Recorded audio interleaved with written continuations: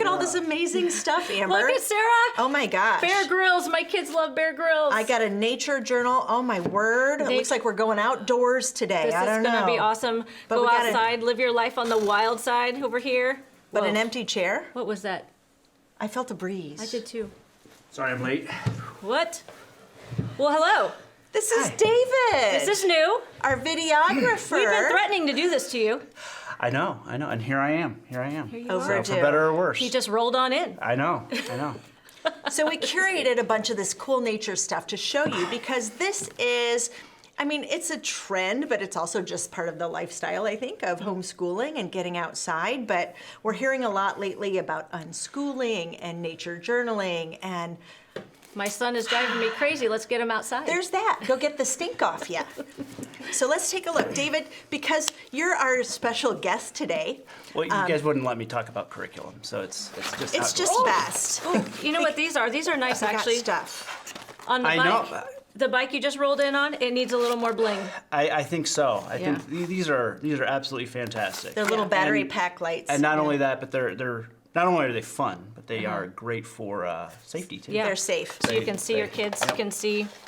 Those Now, are gonna I stand did up. See him coming. I put the pink ones under my golf cart as like little ground effects There you go. because I have a flamingo themed golf cart. But I want to see some of these neat things that David brought in because David was homeschooled by Miss Janice, one of our longtime consultants here. And David had the unique position of following two older sisters Yep. who were pretty much textbook perfect homeschooled student. And then there's David. The third. Then I came along. Yeah, broke the cycle. and broke my mom. That But is yeah, the story. the reading was not my thing. I was a late reader, and I hated reading. Even to this day, I don't consider myself a great reader. And as long as it's a short amount of text, I'm good. But You were never long- diagnosed like dyslexia or anything like that, though, right? No. You were No. diagnosed as a boy that liked to be outside and be adventurous, and that's That how, is true. That's Yep. how my son was too. And it Yeah, was, my favorite subject was trying to avoid every subject. yeah. So it was my goal in school was to avoid. Does doing that sound school. relatable? I feel like someone could relate to this. You know what I mean? So and is- yet, here you are, homeschooled, college educated, amazing career here at Rainbow, family. It's like, don't panic if you've got a kid who just is resistant to sit down work Traditional. because there's other ways to learn. Well, it's a good thing that unschooling, that term, came out after I graduated high school. Otherwise, I would have used that.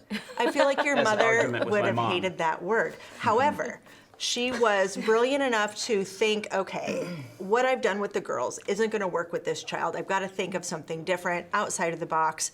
And one of the things she used to tap into your learning style and to get you enthused was to get you in nature and get you interacting. So kind of that unschooly thought, which is bring in a topic the kids are digging and build Yeah. around that. So Yeah. So we had, growing up, we had bird books. We had a bird feeder. I'm very visual.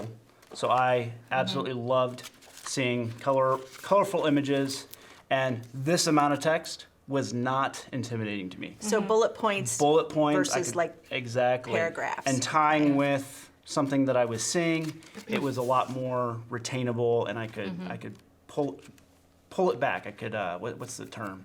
Recall. Retain it. Recall. Thank you. You know, these kind of look like those DK encyclopedias. Was that kind of up your alley too? Very much so. Yeah, Okay. we had several of those from various topics, and so I liked we had one of military weapons throughout history, and I just page turn, So read did- a little bit of a section. And Did mom go get back. you to write on these topics, or did you kind of just internalize these things and talk through them?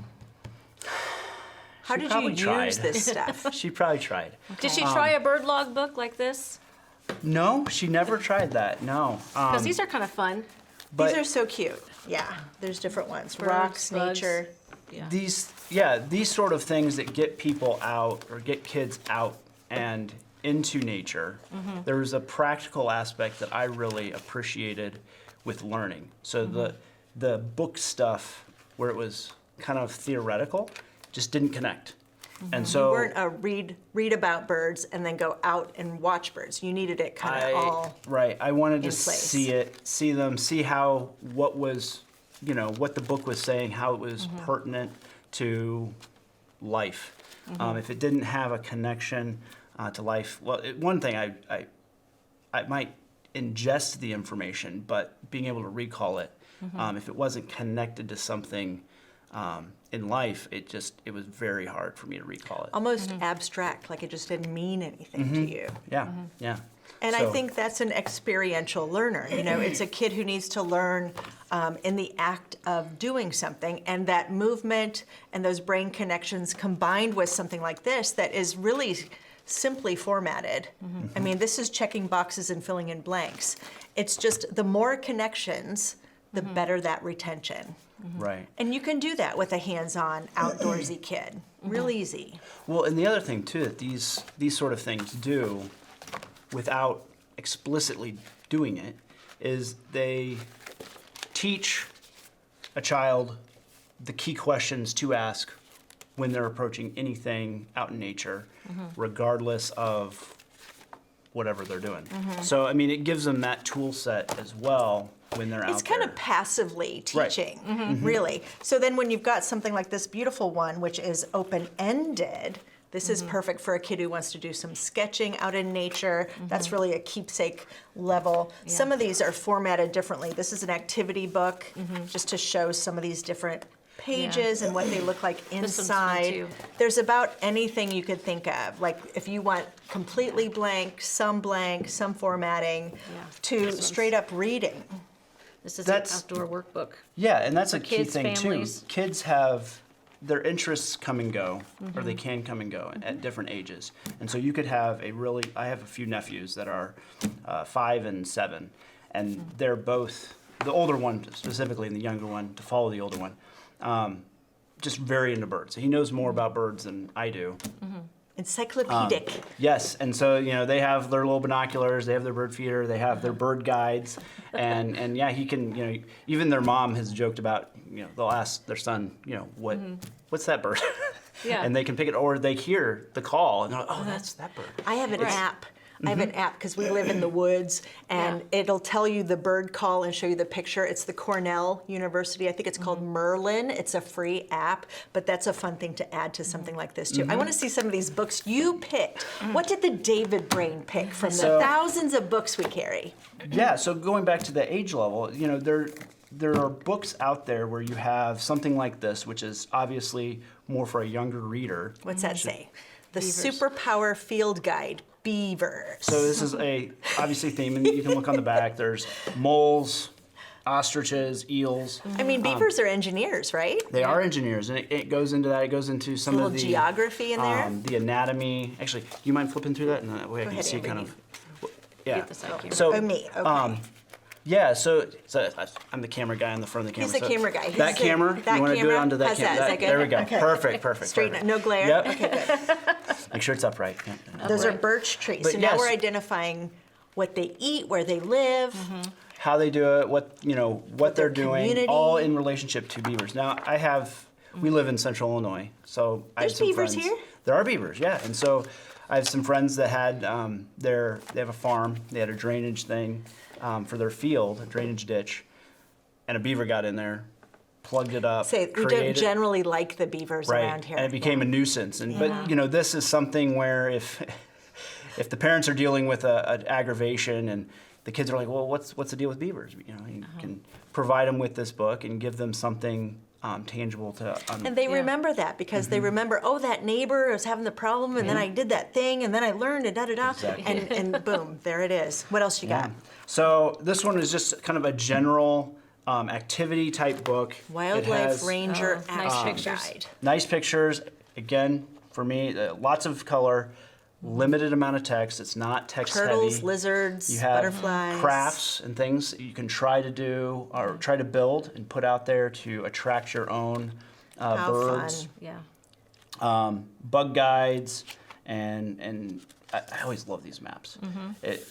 I'm a map guy too. I enjoy What is maps. that map Tells the showing us? region. Yeah, the map shows kind of the region, migration patterns for birds, so you can. I would always look and say, well, is this bird even in my area? Yeah. And quickly identify that. Or if I'm But what are going you on a doing vacation. there? You're learning about climates. You're learning about varieties of birds, species of birds, when they lay Right. their eggs and hatch their eggs. I mean, it's a unit study that just kind of organically happens. And those kind of activity books combined with some of these nature journals really cement some of those, Right. the facts and Well, things. and for a learner like me, giving me a book like this and just letting me peruse it every once in a while, not even Right. having an assignment. I didn't like assignments. I didn't respond well to assignments. He didn't like being told what to do. He told Anyway, us that. but yeah, if I saw a bird out there that I didn't recognize that really fascinated me out in the wild, out on a hike or whatever, and so I would come back and I would try to find that bird, or if I heard a bird, I'd be like, where's that bird? I want to see that bird. I want to, Yeah. So birds. You're on a quest. Birds fascinate Well, me. and David, not to interrupt, but there's, you're thinking about this. There's discovery, there's child-led, there's experiential and exploratory. These are all very trending terms, but the reason they're trending is get the kid outside, interacting with nature, add some variety, some novelty, and some experience. What did we talked about doing dangerous things. Right, And the right. value of that. And asking questions. So when you go outside, hey, I wonder what kind of frog that is. And sparking their curiosity to find it themselves. I wonder where do they live? What happens when they, hibernate, or do they hibernate? Yeah. Or, and getting them curious. And then you're the kind of kid that was like mine, where you go to the library and you walk out with the big, thick books of bugs and books about insects beavers. and things, because you want to know more. And it's so cute then at the table, or you're making dinner, and they, Mom, that's that one bird, and this is what that bird does, and then they're spouting off all this information, and inside you're smiling, going, they're learning. They're learning. They didn't learn out of the they're book at the learning. table as well, but out in science outside. And building that Right. curiosity is a lifelong skill. In my situation, the books came almost after. So I would like to, go out into the world, find something that would create some questions in my mind. So, for instance, we would have in our neighborhood that we were at, our neighbors had those inset basement windows, and Window well. it was, you could always find a toad in there. Oh, yeah. every time. So it's, it's like, oh, that's They can't get out. It's the toad's home. Yes. They love it there. And so, but understanding and learning, why does a toad like that? Why does a toad always pee on you when you pick it up? The questions of the little boy. That's right. Can we bring the toad home? No. And then you've got an aquarium full of them. And wash your hands. We brought tadpoles home and almost got them into frogs. Almost. Almost grew them. Yeah, they didn't They survive. didn't make They it. didn't make it. That's okay. There's plenty of them. So you were showing some field guides here. Yeah, so you have very in-depth field guides, like the one I showed here, and even this one, that are topical. And then you And have substantial. And substantial, right? And a lot of times these two, this is even regional. So this is not, you're not going to have trees in Asia. This is If you're a kid in the Midwest. right. Yeah, and so you can get them very specific, and so those are really helpful.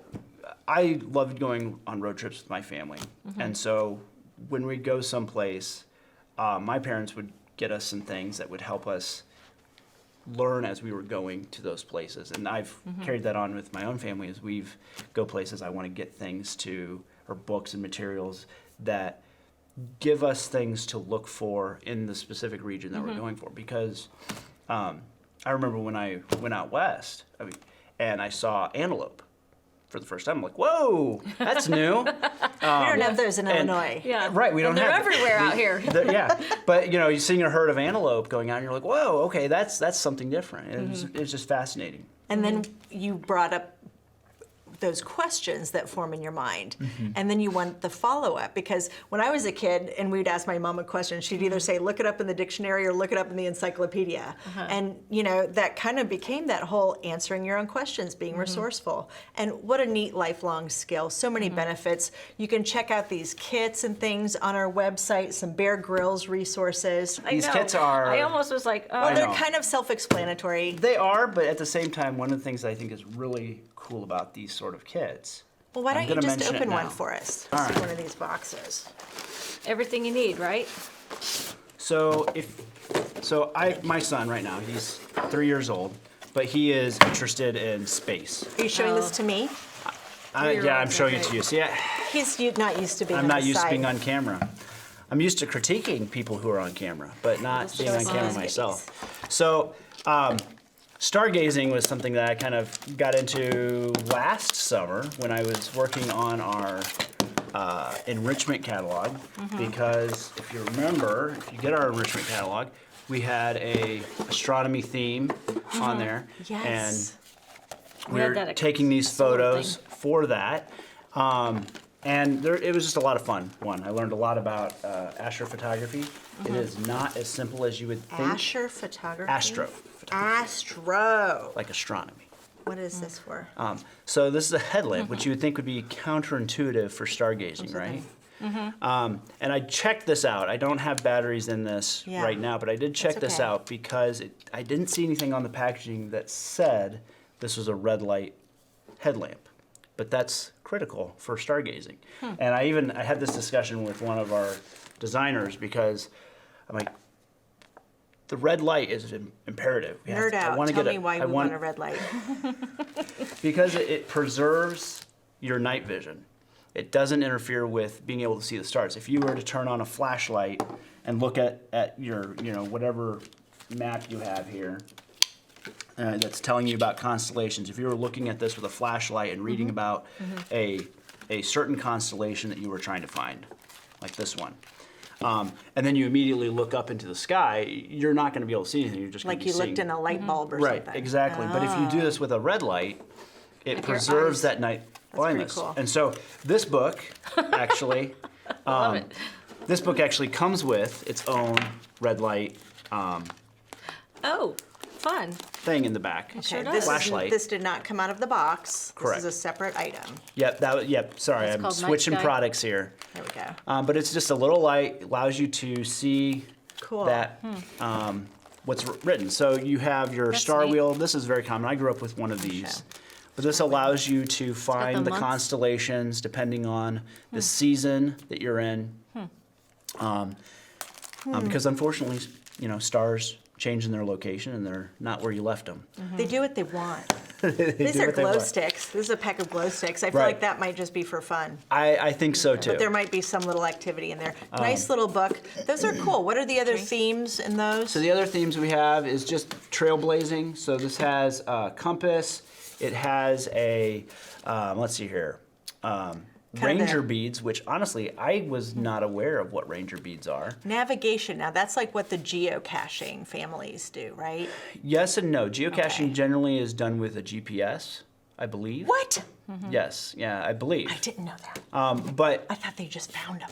navigation. There's an app for I've- everything. There's an app for that. When my son gets older, I plan on creating a navigation course out at Oh, that'd be some fun. park or something and have some treasure at the end, because I think that's super cool. Yeah. But so this gets you into navigation, learning how to What's read a that one? compass and You apply it on brought a three. map. Let's take a look. This one is an outdoor adventure kit. So it comes with a slingshot. Oh boy.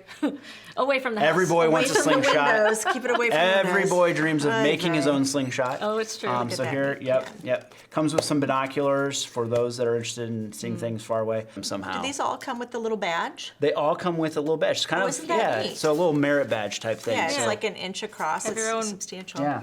And we have a lot of neat binoculars and microscopes and all that kind of stuff And here then too.